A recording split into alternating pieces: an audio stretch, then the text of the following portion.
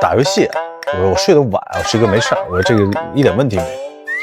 然后正常我就打游戏，大概到了11点，12点都没到，11点，我突然听见后面，我戴着耳机我想，这就无所谓嘛，这还好了。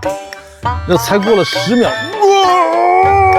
然后真的接下来的2、3个小时里都是这样打的，是搭着丹田的发音。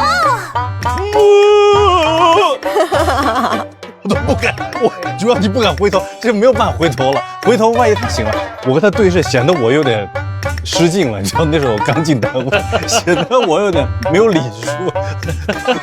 就是吧，因为我答应了，已经是咱俩就我没问题，可能扛住所有的一切。